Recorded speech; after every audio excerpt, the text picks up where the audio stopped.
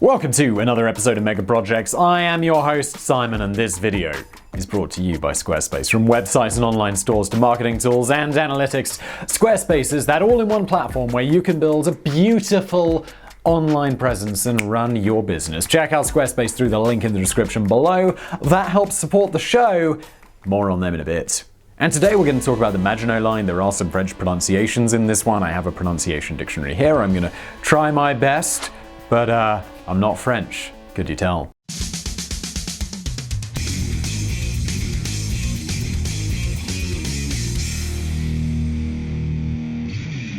It was the equivalent of a giant protective wall to ward off any potential invaders, a surefire way to keep the enemy at the gates, or at least it was supposed to be. As it turns out, the Maginot Line has come to be a metaphor for expensive efforts that offer a false sense of security. The Maginot Line was a vast series of defensive structures built between 1929 and 1940 along France's eastern border. The purpose of this great defensive line, which stretched for 1,517 kilometers from the Alps to the English Channel, was very simply to keep the Germans out. But, as I will come to, the entire fiasco that was the French involvement in the early stages of World War II showed that no matter how mighty the fortress, there will always be a back door.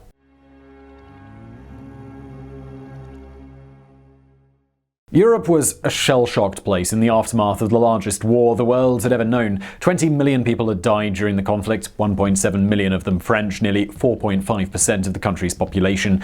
Germany had suffered similar numbers of casualties, and the hostility between the two neighbors continued to rumble on even after peace was signed. The Treaty of Versailles was meant to provide rehabilitation for Europe, but as we now know, it also provided plenty of angry ammunition for a certain mustachioed fellow who would lead Germany back to war just 20 years later. Now, the Treaty of Versailles may have been acceptable at the time, but with reparations totaling $33 billion, which doesn't sound too bad until you consider that that's nearly $500 billion today, and it was set to be paid until 1984. This was a crippling set of terms that enraged many in Germany. Things began to unravel as early as 1923, when Germany defaulted on a reparation payment for the first time. And this was not just someone not being very good at bookkeeping. Germany had already made their feelings about the treaty well known. France responded by sending troops into the Ruhr region of Germany to flex their muscles a bit and intimidate the Germans, who at this time were still operating under severe military limitations placed on them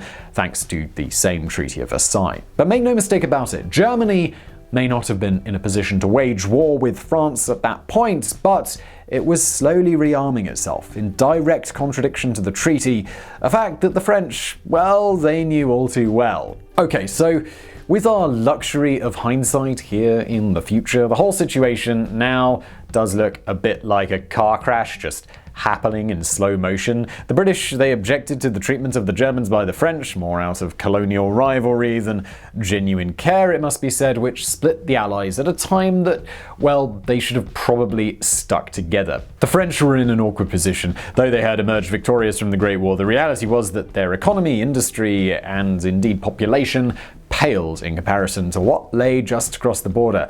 Much of the fighting in World War I had occurred on French soil, which just decimated northeastern parts of the country, but Germany, while they lost the war, they kinda remained relatively unscathed. Military leaders knew full well that World War I had been won because of the assistance of the British and the Americans, but with both now just stepping a little back from a commitment to defend France on the same scale again, another full frontal war really could see France quickly overrun. Now, by the end of the 1920s, the general consensus was that France, it would need to be ready to face Germany alone. There was considerable debate over how France could best defend itself. Modernists such as Charles de Gaulle preferred to focus on aircraft and armored divisions rather than static line, which quickly drew comparisons to the dreaded trenches of World War I. The idea for a massive defense line was first proposed by Marshal Joseph Joffre, who had excelled as commander-in-chief during World War I, but it was André Maginot, France's Minister for War, who lobbied the government relentlessly to build the line, which finally began in 1929. Maginot didn't live to see the line constructed, and he died of typhoid fever in 1932. It was only after his death that he was awarded the posthumous honor of having the line named after him.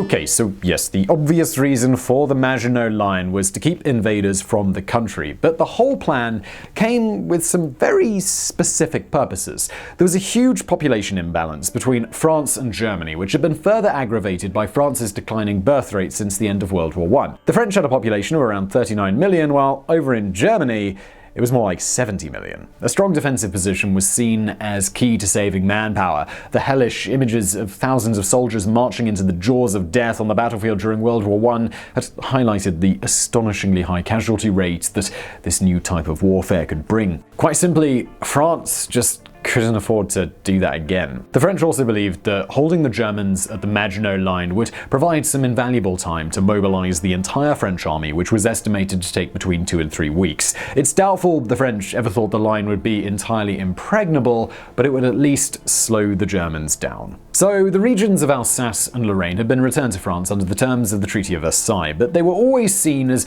vulnerable to German attack again due to their proximity to the border. This area was also home to significant manufacturing, and it became known as France's industrial basin. The Maginot Line, it'd be heavily fortified in this area in particular in order to prevent this vital zone from falling back into German hands. And finally, but most importantly, military planners hoped that by heavily reinforcing the line across the French-German border, it would encourage a circumvention by the Germans, either through the mountainous terrain of Switzerland or through Belgium, which had entered into a military alliance with France. And, well, sitting in here in the future, we know exactly what happens. That is exactly what happens.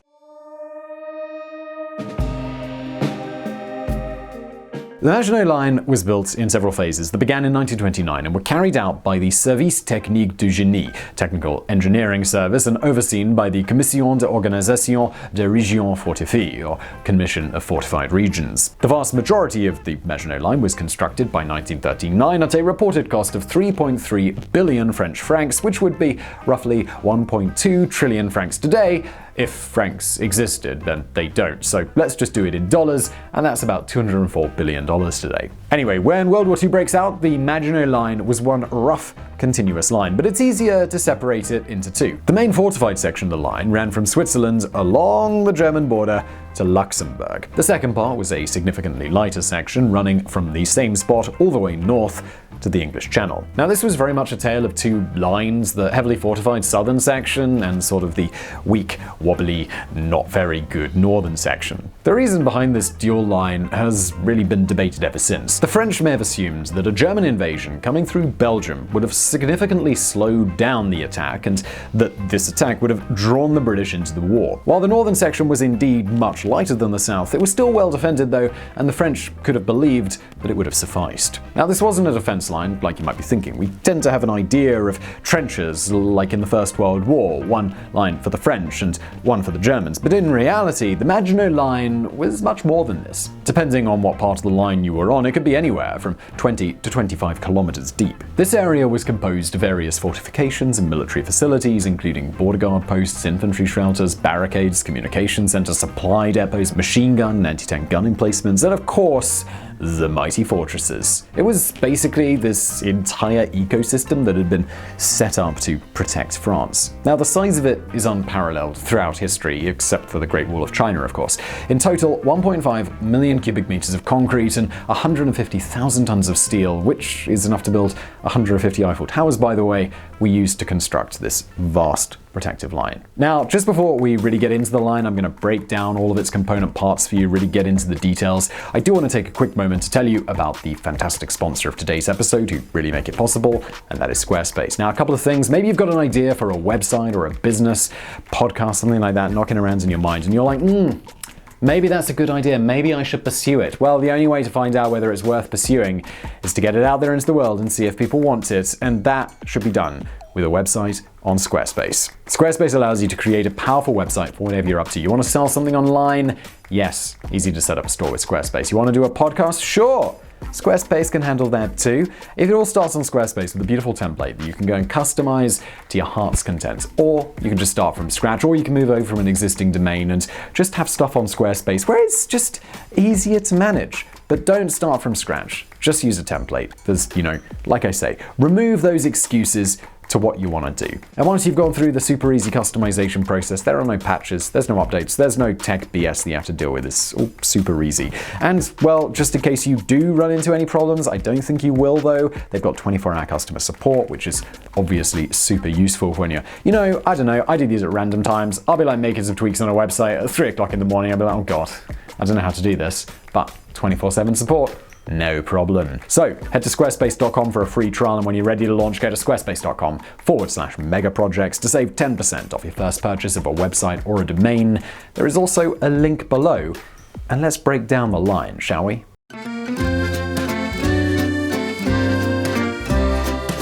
The Maginot Line began with the border post line, which included blockhouses. These were small houses that could be used by infantry, located directly on the border and normally with 360-degree views of their surroundings. There were 5,000 of these blockhouses along the line, and the role of those inside was to act as the first line of alarm in case of a surprise attack. Outpost and support point line. A further 5 kilometers behind the border, there was a line of anti-tank emplacements. These would have been required to hold up a mechanical advance the best it could, but in reality it was primarily to give the main point of defense more time to prepare. The principal line of resistance. This area, around 10 kilometers behind the border, would provide the sternest of resistance. In front of the line, there were anti-tank obstacles made up of large metal rails implanted vertically into the ground in groups of 6. There were also plenty of anti-infantry obstacles too, comprised of thousands of kilometers worth of barbed wire. If the enemy did make it through this, though, they would still face the hellish prospects of the fortresses and the casemates. Directly behind the principal line of resistance lay the first substantial infantry bunkers, known as casemates, which would have been occupied by 20 to 30 men. These concrete bunkers often had 2 floors, with a firing level at the top and a support level below where soldiers could eat and sleep. In total, there were 352 of these casemates along the line. Interestingly, these bunkers were built with 12-feet concrete walls in the front, but relatively weaker walls in the rear, so counter-attacking French forces would be able to easily take them. That's pretty smart. Petit ouvrage. These small fortresses, which numbered nearly 100, were connected to a group of casemates with underground tunnels and housed further support facilities such as mess halls, infirmaries, and supply depots. Gros ouvrage. By far the most important element on the line were the 45 large fortresses. These were massive structures that often contained their own power stations, ventilation systems, and even a connection to a small narrow-gauge electric railway system to move between the bunkers and bring in supplies. There were normally 6 combat blocks sat further forward from the main fortress, with underground tunnels connecting the whole system. Around 500 to 1,000 men would have been stationed in the Gros ouvrage, which were 15 kilometers apart, with the casemates and Petit ouvrage between them. Telephone network.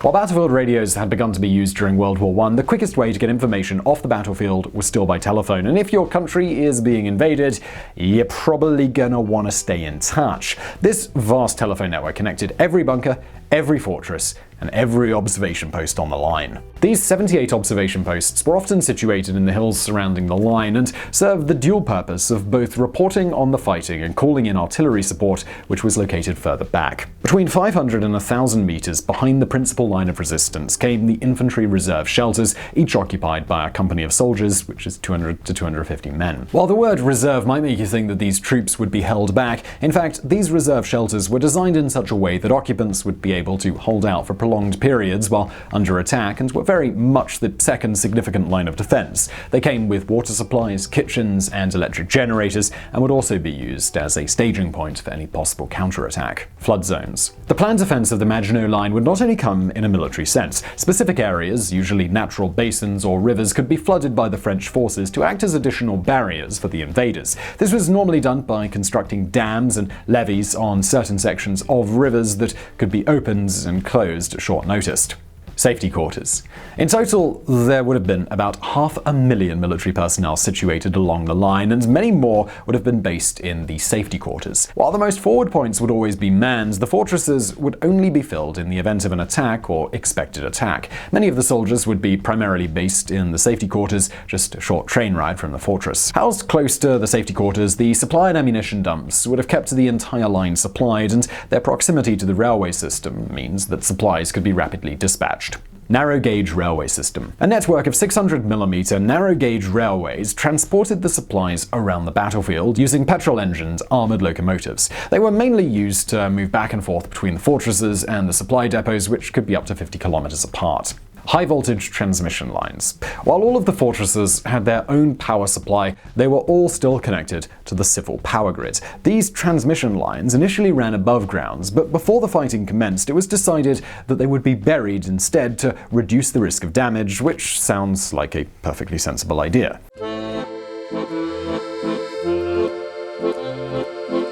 Much has been said about the Maginot Line over the last 80 years and its role in the collapse of France during World War II. But as the war neared, there was a confidence about the Maginot Line which may have even bordered on the delusional. Newsreel footage of the mighty fortresses was beamed into cinemas, and it's fair to say that the Maginot became the pride of France. Even Winston Churchill famously said, "Thank God we have the Maginot Line." I mean, you could just thank the French, Winston. Whether military leaders were quite as optimistic is another matter, but the image of the impenetrable fortresses was one that was carefully cultivated in both France and Britain. Certainly, the French were in a bullish mood with regards to the impending Nazi threat, with many claiming that there was no need to worry, and the Maginot Line would protect the country. Oh dear, they're about to be disappointed.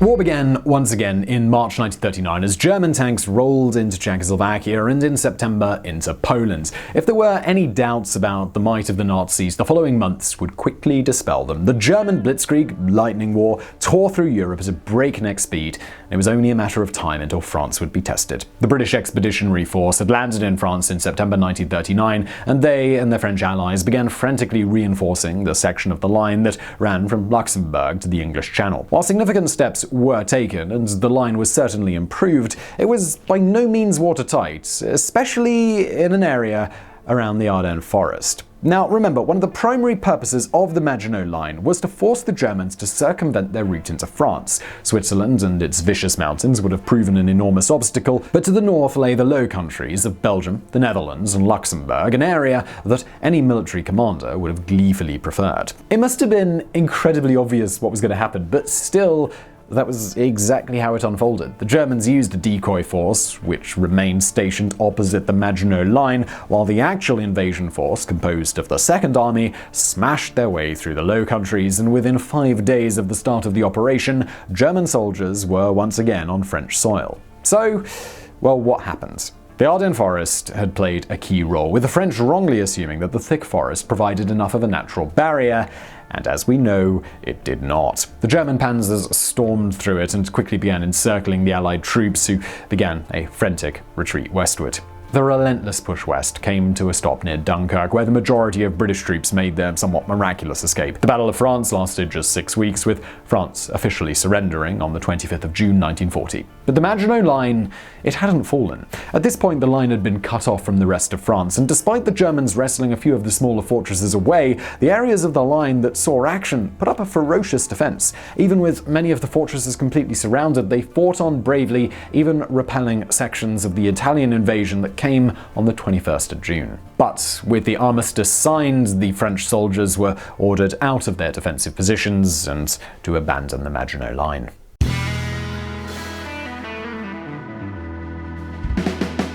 Though the Maginot Line was never tested to its full capacity, it did see some intense fighting later in the war. The Allied invasion had once again seen the line largely bypassed, but as Hitler ordered his last major offense, Operation Nordwind, it was the Allies who used the Maginot Line, and according to historian Stephen Ambrose, a part of the line was used for the purpose it had been designed for, and showed what a superb fortification it was. Despite having the Allies on the ropes, Operation Nordwind ultimately failed, and 8 months later, the war was over. Much of the Maginot Line is still present today, and it's not really surprising. These structures were designed not to be destroyed. Some of the larger structures were used as command centers for France's nuclear weapons in the decades after the end of World War II, though during the 1960s these were completely closed down. Many have been auctioned off for public use and are now in use as wine cellars, mushroom farms, and even as a nightclub. As I mentioned at the start of the video, the Maginot Line has become a metaphor for an expensive failure that offers a false sense of security. But people often overlook the fact that the Maginot Line pretty much did what it was designed for, which was to push the invaders to a different area and to slow them down. When you consider how quickly France fell, it's easy to criticize the Maginot Line, but the truth is that it had far more to do with French military field tactics and poor preparation for war, which saw Germany form a vast mobile army, while the French still seemed stuck in 1918.